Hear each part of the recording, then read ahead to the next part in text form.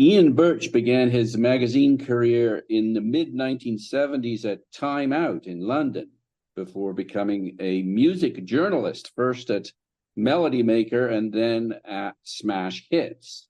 He joined British Elle shortly after its launch, created Sky magazine, and moved to New York in the 90s to edit Us for Jan Wenner of Rolling Stone fame. He came back to the UK to become an editorial director at Emap, where he helped launch Red, Closer,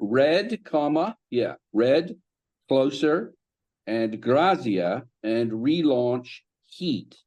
In 2004, he returned to New York to edit TV Guide. He worked for Hearst on both sides of the Atlantic before becoming editorial director at Hearst UK, where he oversaw such publications as Cosmopolitan, Good Housekeeping, Esquire, and Harper's Bazaar. He received the Mark Boxer Award. Who was Mark Boxer? Mark Boxer was a very well-known magazine creator from the late 50s, early 60s. He was one of those very sophisticated, very well-connected Oxbridge types in the late 50s, early 60s, who at one point became the editor of the Sunday Times magazine in the early mid 60s. And obviously, the Sunday Times magazine was hugely influential because it was the first ever quote unquote color supplement, quite literally a supplement to the newspaper that was printed in color in the UK. And it's still in many ways the template for magazines that are published with newspapers today. The editorial template that they created is still pretty much held to today. What was that template? Well, it's just the way the format, the design, the focus, the editorial mix, the tone, all of those elements put together. What do you mean by that specifically? Well, I mean, the look of it, the way it was designed, so very picture heavy, very concerned with graphics, very concerned with the look, as opposed to a newspaper, because obviously a magazine that came with a newspaper wanted to look very different to the, if you like, the host, the mother host of the brand, which is the black and white newspaper. In contrast to that, it was better paper, glossier paper, as opposed to newsprint. It was much more emphasis on color photography. Photographs were used much bigger, were used in a much more graphic way. Topics could be more flexible. So it would be a combination of lifestyle, because when the Sunday Times began, it sort of helped create the whole idea of lifestyle journalism, whether it was about interior design, whether it was about fashion, whether it was about cultural events, whether it was about changes in the zeitgeist, and so on. So all of those things which would not have traditionally gone into a newspaper, because that was effectively hard news, could go into the magazine. This was influential in terms of what other newspapers did, or Yes. in terms Yes. of what all magazines did? Well, in particular, other newspapers. The Sunday Times was the first to launch, as I said, a color supplement. And I use those words deliberately because it was a supplement to the newspaper and it was in color, whereas the newspaper was in black and white. And so color supplement became a phrase, which was a kind of, pseudonym for the magazine. So because it was so successful, because it captured the mood of Britain emerging in the early mid 60s, when there was a sense of regeneration after the privations of the war, because food rationing finished very late in the UK as opposed to, say, the US. It was a very grey country.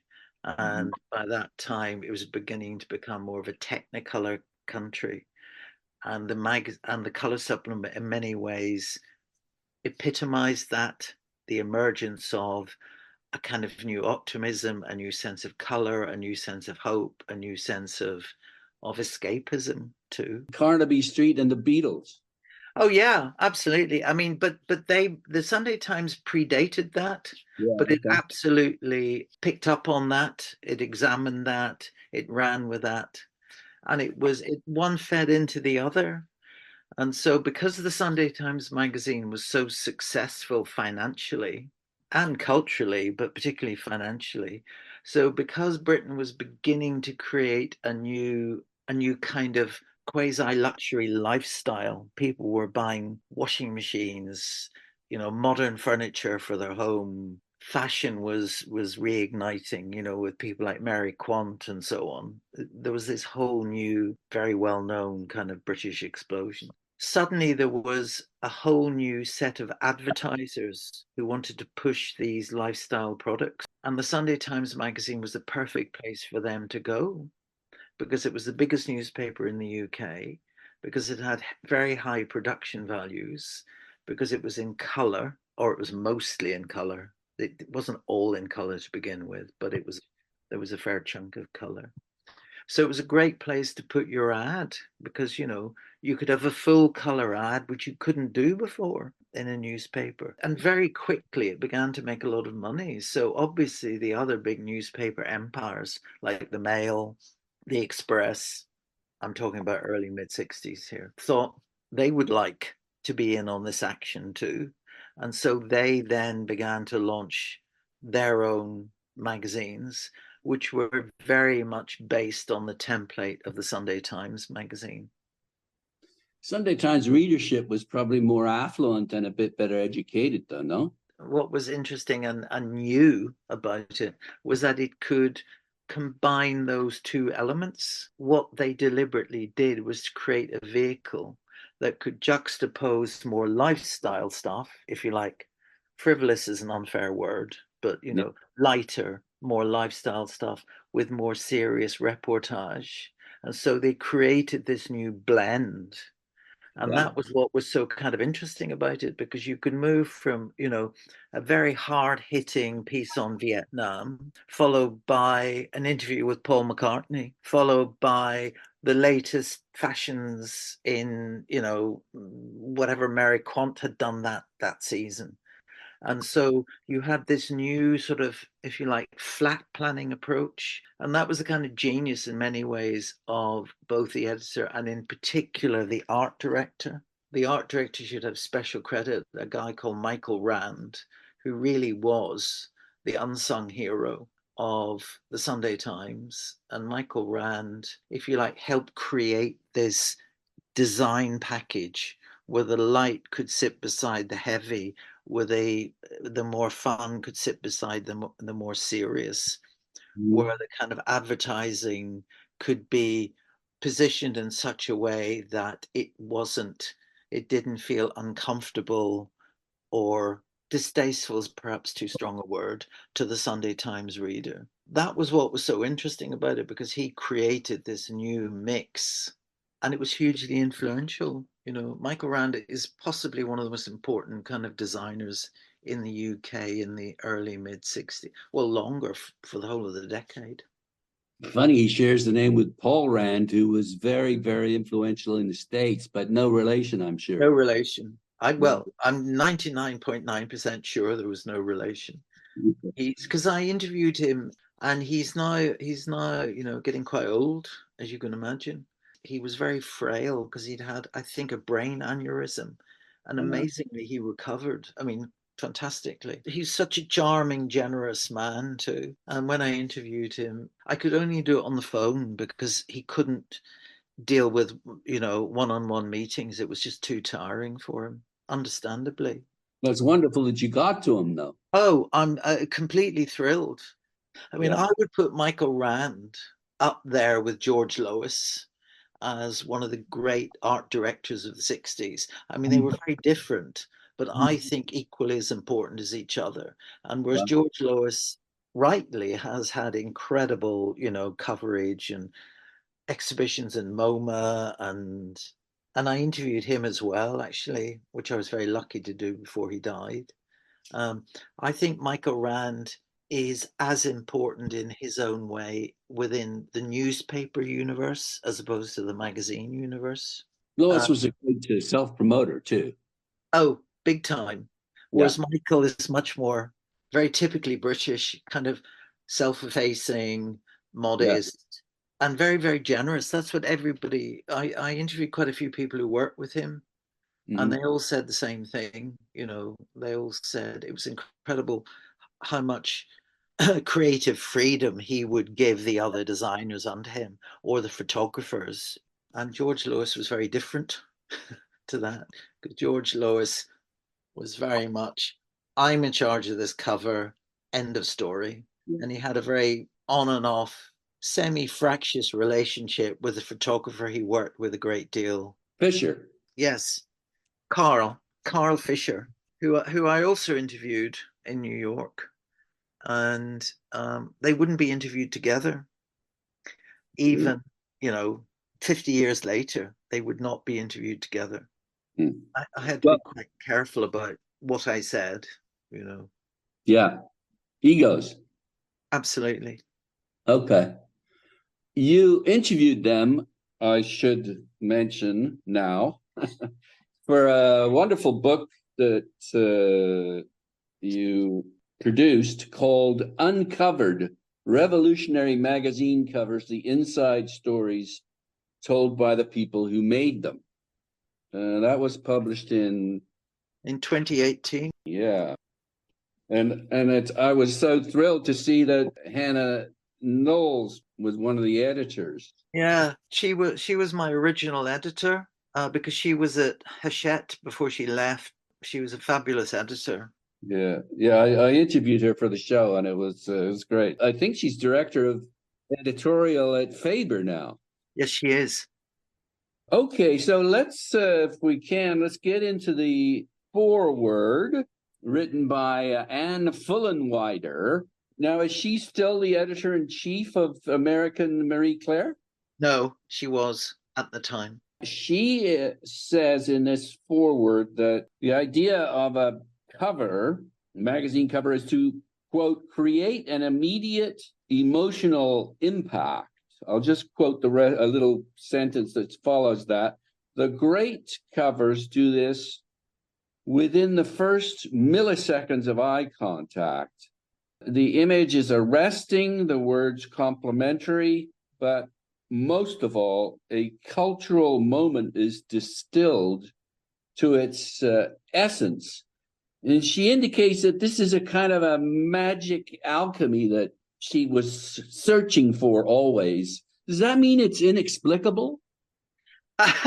uh, no, but it's not so much as science as sort of the black arts, if you like, doing a cover. I think that's a great line. I think she's absolutely right. And funny enough, I used to work with her at Hearst, and one of the things I had to do was work with her on her covers. So it's interesting to read what she says, or what she said. I mean, I think one of the core points that she's making, and people underestimate, is the emotional power of a cover. When people look at a cover, they react emotionally first before they react rationally. What they do straight away is they get a sense of the overall feel, which translates into emotion. Now, that is everything from the photograph, the image, the colors. The colors are very, very important, and people often underestimate how important color is on a cover, and the tone. So it's almost like the way something is written is more important to begin with than the actual message behind the words.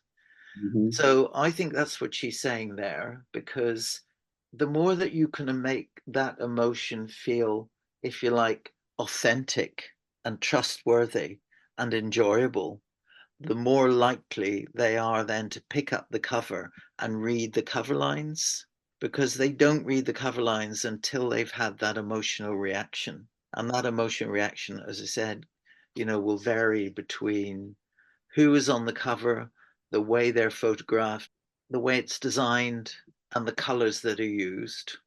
If you like, it's emotion, then the rational element. If that attracts you, you then pick up the magazine and you flick through it.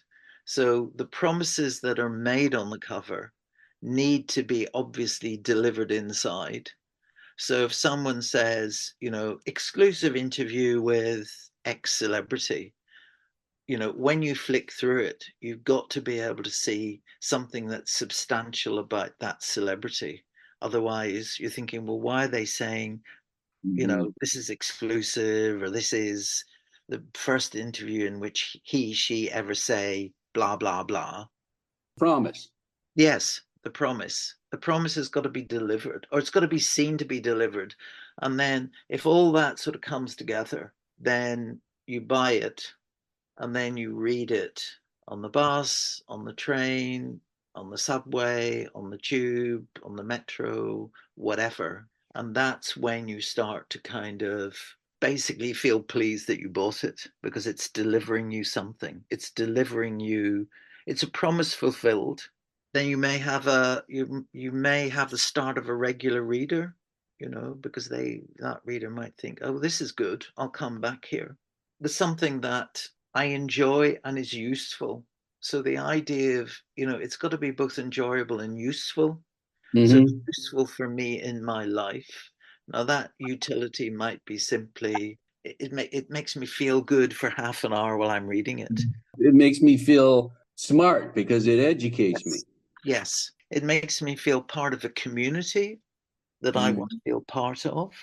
So say if I buy a music magazine and somebody reviews an album, a concert, whatever, by someone who I'm really interested by, and that reviewer says something, and it doesn't have to be necessarily positive, but it has to be intelligent and constructive, and it opens up something new for me about that star, about that musician rather, then I think, oh, this is good. This makes me feel, this is providing me with some new information. It's a combination of surprise, if you like, education, and also a like-minded community. So if everybody else reading this wants to read about this musician in this way, then this is the kind of community I want to feel part of. Because magazines are, at the end of the day, they're just a community, and you're either part of that community or you're not. I mean, to be really obvious, if you like fishing, for example, you want to be part of a fishing community, and you will choose the kind of specialist fishing that you enjoy doing. If you are a musician or a music fan, it's the same thing. If you're into fashion, it's the same thing. And that's why when I said about tone on the cover, the feel of that's very important too, because it's the kind of tone that attracts the sort of person that you want to feel part of this community. Say with Private Eye, their covers they're very funny. It's all about wit and about surprise and about cleverness. And it makes you feel incredibly clever to A, get the joke, and B, you can talk about it with your friends afterwards too. Did you see that cover of Private Eye? Wasn't it amazing? How cheeky were they? Or how provocative or how daring? And covers are all about sort of setting out your kind of stall, like in a market. A cover should immediately set out the kind of magazine that you are and the community that you have. Or the community that you want to belong to. Absolutely. Because I want to be clever, therefore I buy Private Eye. If I don't get it, I'll make the effort to get it. Yeah, that's exactly right. So if I've never heard of that politician, I feel a bit embarrassed. And also, magazines can be guides, they can be incredibly useful guides in such a way it doesn't make you feel stupid. It just makes you feel informed. I'd like to get back to your introduction, if I could. You talk about the fact that the publishing industry has spent millions over the decades on research trying to find this magic cover formula. Right.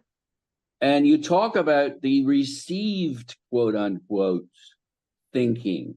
And it goes like this: a mainstream cover should be instantly recognizable under the 5-5 rule. We make our choice within 5 seconds from 5 feet away. It should have an attractive and accessible photograph with strong eye contact. We need the picture before the text, and we prefer photography to illustration or pure type because it takes less time and effort to decode. It should have an easily digestible and relatable mix of cover lines that pepper the expected with the odd surprise. Anything depressing like a tragedy should be wrapped in empathy. It should be a tone of warm, light banter, somewhere between a pun and a punchline, and one of the dominant colors should be by me red. But all of these, you say it's received wisdom. I'm assuming these can all be broken and to be just as effective. Of course they can.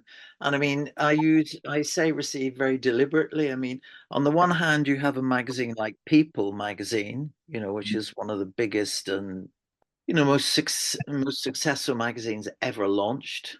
I was thinking of them in particular, and some Condé Nast magazines, when I said that about spending thousands, millions of dollars on research, because that's what people do. They kind of they research covers down to the last, well, they used to, down to the last detail, exactly the point size of the type, exactly what angle the face should be, exactly what shade of pink, red, cyan, whatever should be used. So on the one hand, it's kind of fascinating, and they have the money to do that because it's incredibly expensive. And most magazines don't have that kind of money to spend millions on unbelievably detailed research. You have that, but then on the other hand, Does it pay off for them to do this research? well, they must think so because, I mean, I can't speak for nowadays. I'm speaking about a people from, 5, 10 years ago, obviously when I was A, doing the book, and B, I knew some of the people who worked there, and because I'd worked in New York and I'd worked at Us magazine, and Us and People, there are lots of similarities and differences. So I did know a certain amount of what happened, if you like, behind the scenes. So yes, I think they must have thought so. And maybe what it did was just, reinforce what they were already doing. So if you spend $1 million and it tells you that what you're doing is right, then that makes everyone feel happy. Talk to the great designers. They say they don't have any time for this bullshit. No, I know. Tell me about it. I know. They I know. don't want to listen to that shit. They want to be creative. They know best. This book is very much about those people who broke all those rules. The book is not about the covers that work to the rules that you just read out, because in some ways covers break down very broadly into two things. One is the result of the rules you just read out, and they tend to be those magazines that have created a formula, and that formula is kind of reheated with every issue, and there are marginal variations within that. That works very well, for example, with magazines like Good Housekeeping. So Good Housekeeping, particularly in the UK, its template is so kind of fixed, but it works. That's what that audience want. They don't want major surprises. We used to say it's the same but different. You know, every cover was the same, but in brackets, slightly different. And that's the way that a magazine like Good Housekeeping works. And as I said before, it's Britain's biggest selling magazine. So obviously they know what they're doing. And I worked there for 3 years. They had rules, say, about their Christmas cover. The Christmas cover was always a huge deal because it sold a huge amount, because obviously Christmas and Good Housekeeping go together like perfectly. So there were all sorts of rules around the way that you would say, show the turkey on the cover. So you always had to have a slice taken out of the turkey, because if the turkey was uncarved, so to speak, somehow that was unfriendly and kind of remote. Whereas if you had one slice or possibly two slices, then that was a far warmer, more friendly, more inviting, more accessible sort of image. That sold more copies. Sell more copies. As in many cases, Christmas issues of magazines often bankroll the next 6 months when people stop buying magazines. So it's very, very important. So on the one hand, you've got those magazines that kind of make the familiar new and make the new familiar, so you don't go too far. It's this kind of very gentle shuffle every issue back and forth. And then the other hand, in contrast to that, you've got what I call the big idea magazines or the big idea covers, which are more like events, unique events. And these are those covers that I look at in the book because they're much more interesting. And they're the sort of covers that, if you like, they subvert the existing conventions. So to your earlier point, they subvert and ignore or overturn the conventions you read out. They start conversations. They take risks. They confront taboos. They also try and make sense, and it's importantness of big catastrophic events. So whether it's the death of a royal, like in the UK, or whether it's 9/11, it's very important that because they help people come to terms with and understand catastrophic events. So one particularly effective cover, I think, was the New York Times magazine's cover at 9/11, which I do in the book. And that was an incredible cover, and they pulled that together in no time. What was it? Adam Moss was the editor, and the art director was Janet Froelich, and the photo editor was Kathy Ryan. And they had this cover, which it was called The Remains of the Day, and they created two shafts of light on the cover where the towers had been. That's an annual celebration now. Yeah, it is. It is. Well, it was. I think it might have stopped now, but it was for about the following 6 or 7 years. Okay, so why did you write the book then? Why did you do this? Well, I did it because I spent my whole life in magazines. I could see the way the wind was blowing. I could see that, once upon a time, magazines were the driver of popular culture, was being replaced now by the internet. And by 2016, 2015, 2016, I could see that the end of magazines was rapidly approaching. I shouldn't say the end of magazines. I should say the end of the previous 30 years of magazines as being a crucial driver of popular and mass culture was coming to an end and would be replaced by the internet. And I thought it would be a good idea to celebrate some of the key covers from the late 50s by doing an oral history. So by tracking down all the key people who were involved in those specific covers. So whether it was the photographer, the art director, the journalist, the illustrator, whatever.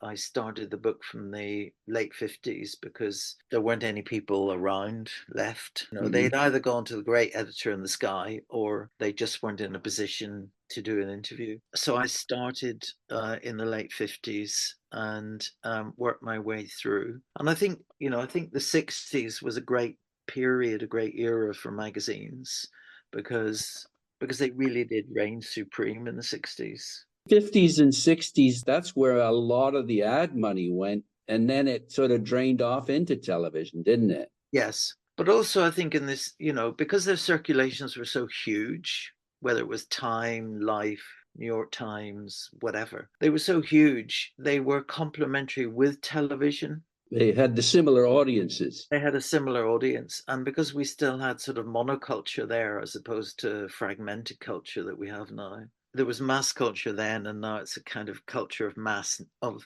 niche in a way. And also they were taking risks because, as you know, it was such a sort of politically and socially innovative and divisive and experimental decade, the 60s. What's so wonderful about Esquire, for example, is that they would, they put, was it Sonny Liston and Santa Claus on the cover, but they went ahead and did it anyway, knowing they would lose a ton of advertisers, but they did it anyway. That's beautiful. I know, it's so impressive. George Lois was obviously the art director behind that cover. He's still today, or when I interviewed him back in 2017, he was still immensely proud of annoying so many advertisers. The unsung hero there was Harold Hayes, the editor, who allowed it to happen, because there were an awful lot of editors who would not have allowed that to happen. And he just said, go for it, and to put, as I think, as George said to me, something that's, the idea of Sonny Liston coming down your chimney was in 1963. Most suburban dwellers' nightmare, Yeah, you had Muhammad Ali saying that. Yes, I mean, the Muhammad Ali cover, it's often cited as the greatest cover of all time. Yeah. And it hangs in MoMA now, and rightly so. And his body, as you know, is pierced with arrows because it's mimicking Saint Sebastian. the Renaissance painting. I talked to both George and Carl, the photographer, about that. They both said how incredibly gentlemanly and patient Muhammad Ali was, because in those days there was no, Photoshop or digital trickery, as you know.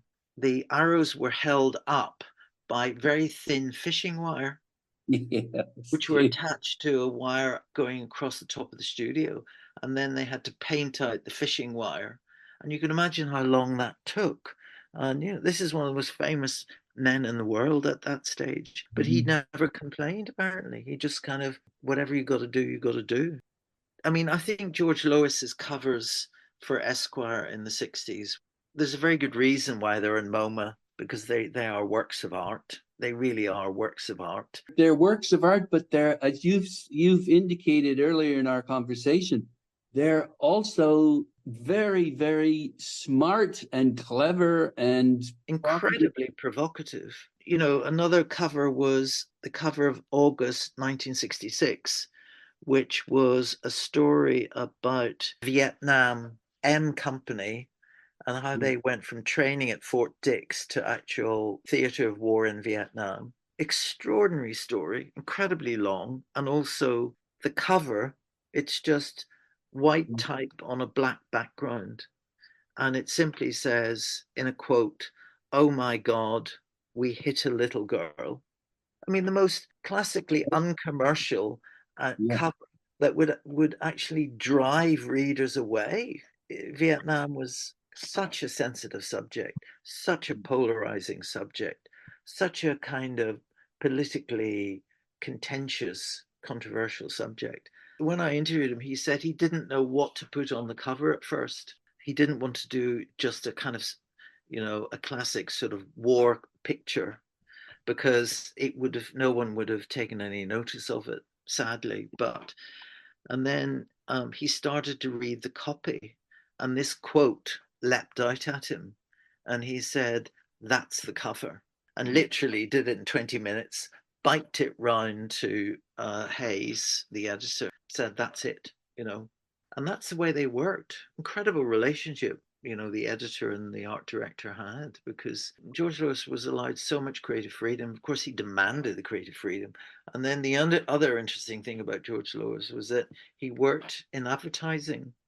So he had that ability to create great adverts that sold very hard and surprise people. So he could take all that learning and put it in to a magazine format, because traditionally in magazines, magazine editorial people hate the idea of advertisers having anything whatsoever to do with their copy, and probably with good reason most of the time. There should, if you want any credibility, there should be a big wall between the two. Totally. Well, those days have gone now, They've because gone. advertising is, there is no advertising. It's all migrated online, and magazines now are just, they're like flimsy bits of paper. But back So then, they the also, idea that George could, he took the best of his advertising expertise and put it within an editorial framework. Also, he wanted to make a work of art. He would often go to MoMA, he would go to art galleries in New York every week because that was one of his greatest inspirations. And you can see that from his work. He wanted to create this blend of the hard hitting ad commercial cell with the finish and the creativity of an artwork, but also with the kind of provocative nature of a great piece of art. It's incredible sort of mix of all three, I think, you know. And he was also very funny. He had such a kind of cheeky sense of humor. He did an Andy Warhol cover, which kind of poked fun at the whole idea of pop art and, you know, the Campbell soup tin and the whole idea of mass market becoming art. He did a picture of Warhol drowning in a can of Campbell's tomato soup, which is kind of perfect, really, and incredibly sort of cheeky. And he was worried at first, as was Carl, who took the picture, that Warhol might not do it because, you know, it wasn't exactly the most respectful thing to do. But Warhol loved every minute of it, and he had to stand with his arms thrown up in the air as if he was drowning in this soup. And he kept saying, "Is that enough? Have I done it? Is it good enough?" You know, and he couldn't be more helpful. So I just think George Lois is sort of, you know, it's quite right that he's become this sort of art director legend because he deserves it, quite frankly, you know. you tell the story, a funny story, and again, it's, you know, pre-Photoshop days of someone poking their finger into the tomato soup. They Yeah. had to do it a whole bunch of times to get the right hole. Yeah. Well, they also had to drop, you know, drops of water into it so it would create the right kind of shape in which Warhol could be dropped into. You know, it's so much more fun doing that than having just doing it digitally in a nanosecond. You know, I much prefer analog in that respect. But You know, it's interesting. We talk about the fact that Lois is celebrated. I've already forgotten the name of the other person that you think should get the same amount of respect and recognition. So, let's have a few more words on. Michael Rand, because you Oh, referenced Paul yes. Rand. That's a good way to remember it. So Michael Rand was the art director of the Sunday Times magazine, which launched in February 1962. What made him so great then? His his ability to give his photographers and the designers who worked for him huge creative freedom. He let them take chances. He deliberately employed, you know, quite sort of difficult, combustible people. And I mean that in a good way. You know, he Mm. didn't employ people who just did what they were told. He employed people who had minds of their own and who'd want to create their stamp on the design. He was amazing at discovering and encouraging new talent. So, one of the things that the Sunday Times did was they introduced a whole raft of new illustrators. You know, illustration really blossomed in the early mid 60s in the UK, and in particular in the color supplements in the magazines. And so he introduced, for example, Alan Aldridge, who is a very, you know, respected artist illustrator of the time. And Michael discovered him. He was actually Alan began as a junior in the promotions department, and you know Michael recognized his talent, and the rest is kind of history, to be very cliched about it. He also was in many ways responsible for Don McCullin, the legendary photographer who's still here with us, whose photos of Vietnam really, I think, changed the way people thought about Vietnam, particularly in the UK. And I know it was less pressing in the UK than it was in the US, but it was still a hugely important issue for people. You know, Don McCullin really respected Michael, He had very strong views about what photos should be used. The atmosphere in the design department was such that as soon as as soon as Don McCullin came back, for example, with a set of photos, they almost selected themselves because everyone immediately said, yes, that, and that, and it was done. And it was done in, there's stories about them laying things out in like 20 minutes just because it was so obvious what it should be. And that's amazing because, great magazines are the result of people working, being able to finish each other's sentences, both thinking in a cooperative way, but also maintaining your independence within that. So it allows you to be able to question things in a very safe way. So you can question something and people don't take offense. The hybrid is always more interesting than the pure idea, I think, in magazine terms, because an idea can always become better by somebody questioning it and somebody suggesting a change, a development, or whatever.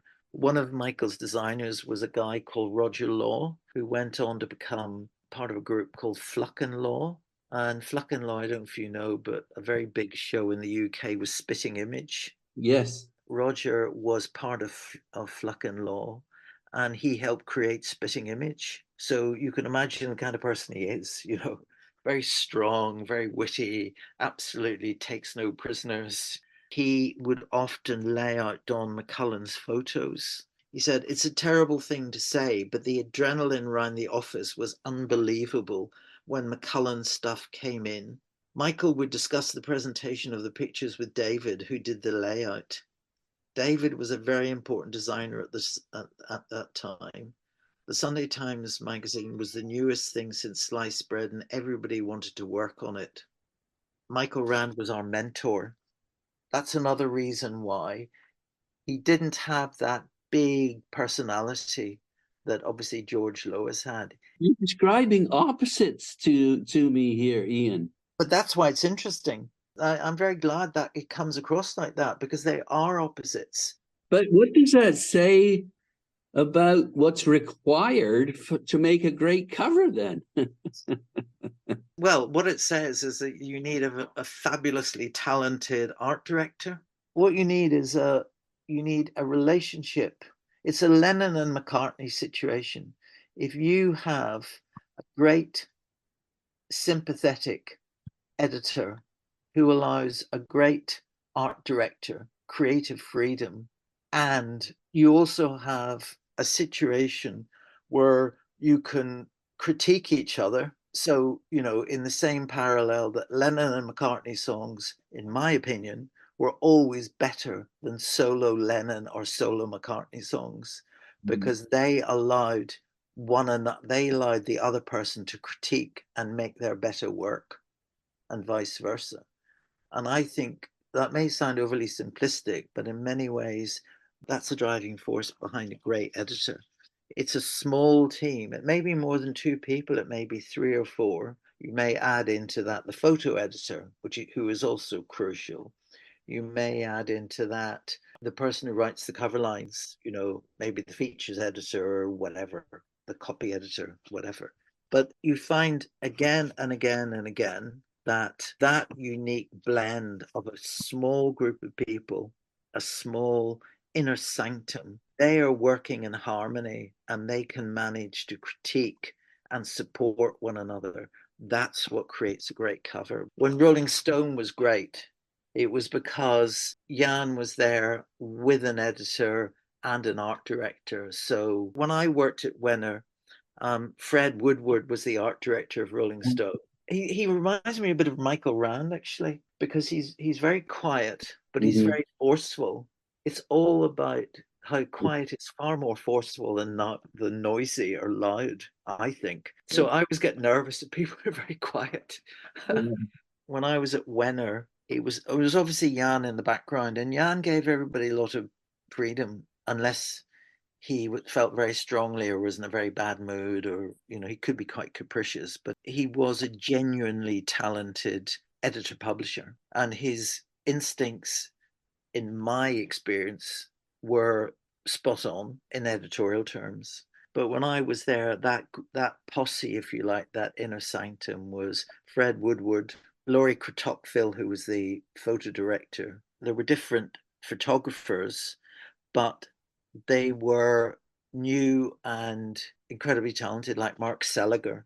And Mark Seliger became very much part of that. Another example from that period, I think, was Harper's Bazaar. So when Harper's Bazaar relaunched in 1992 under the new editor Elizabeth Tilberis, but known as Liz Tilberis, she brought in the creative director Fabian Baron, who I'm sure you've heard of. But the two of them together were just dynamite, and they created this whole new look and feel for the magazine. Alchemy. It was total alchemy. It was Yeah. the dark arts. It wasn't science. It was the dark arts. I remember vividly when the first issue came through, and Fred Woodward walked into my office. This is at Rolling Stone. He had an early copy of the first issue of the revamped Harper's Bazaar under Fabian Baron and Liz Tilberis, and he put it down on my desk and said, "What do you think?" And Fred had never come into my office before and never asked me what I thought. Not because, not because he was the nicest guy in the world, and we worked really well together. But he'd never come to me. I'd always gone to him because, what do I know, compared to the great Fred Woodward. And it was more that it was Fred kind of saying to me, "This is good. This is a contender. Something is happening here, and we need to be aware of it because there's a new team in town, and we need to be aware of this." Do you know what I mean? So it was kind of, there's a new team that's coming to town, and we cannot ignore this, even though it's a completely different universe. It's fashion. It's nothing to do with Rolling Stone, but it raised the stakes in terms of design, in terms of status, credibility, and so on. Because Rolling Stone, at that time was pretty unassailable in terms of won every award going at ASME and all that sort of thing. This is the thing. And I mean, I'm a rabid magazine collector, or turned into one after having previously been a book collector. This Right. this book of yours is just chock full of all sorts of stuff that would just really good to go after. Well, thank you. That's very nice of you to say so. It's just, I'm excited by ideas, and all these people had really original and strong ideas. So when I'm confronted with new ideas, I want to know as much as I can and as much as they're willing to tell you. How did you come up with that? What was the kind of the alchemy? Quite often luck is a big part of a story. The photographer decided to take one more reel of film. I'm talking, this is before digital, really. And it was on the last shot of the last reel that suddenly the magic happened. Or chance happened where, a lot of covers are the result of chance. And that's kind of also fascinating. But you can argue, well, chance only happened because you set it up in such a way that that would happen. You have to prepare and work so that luck arrives, Exactly. typically. Exactly. Yeah. I think another great magazine is New York Magazine. I'm a huge fan of their cover, well, of the magazine and their covers, and they had a golden period and continue actually. They had a golden period when Adam Moss was the editor, previously been at the New York Times Magazine. What years were those you say golden This years? is the kind of early mid 2000s. And so the team there was Adam Moss, Thomas Alberti, the design director, and Jody Kwan, who was the photo director. They created some astonishing covers. And in fact, Adam then retired. His deputy, David Haskell, took over. And David Haskell actually has produced covers as good as, if not better than Adam, because the pressure must have been unbelievable to follow Adam. But he's done an incredible job. He's in the seat right now. David Haskell, yes. But they've done fabulous covers, and covers that really did start conversations, because I interviewed Adam about several of their covers, and he said to me, I said, "What makes a great cover?" And he answered very quickly and very simply, a great cover is one that starts a conversation. And that's exactly, I think, what every cover of New York Magazine tries to do, and more often than not succeeds, which is, I think, a huge achievement. Well, I Um, should say that your book is full of these conversation starters, and it was just such a pleasure to read it, Ian. And let's just wind down here with a quote from you. Quote Kurt Anderson, oh, yeah, an astute social observer, former editor of New York, and of co-founder of Spy magazine with Greg and Carter. with Graydon Carter, and he says eventually, talking about magazines, and you talking about the advent of the internet, eventually they'll become like sailboats, he said. They don't need to exist anymore, but people will still love them and make them and buy them.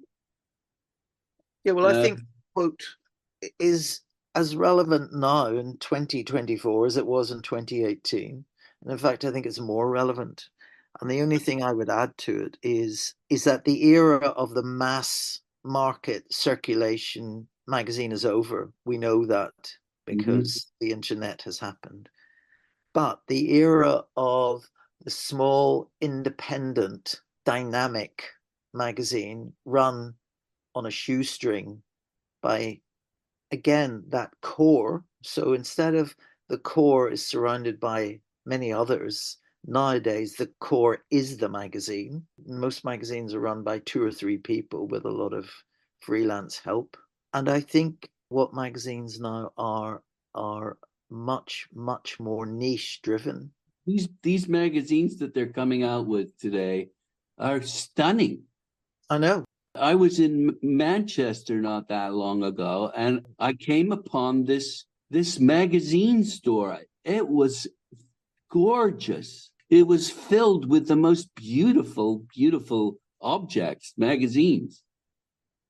Yeah, well, absolutely, because there's been a proliferation of these small independent magazines. Interestingly, now you talk about Manchester, most of the big kind of conurbations in the UK now have a store like the one you described in Manchester. There are possibly two in London.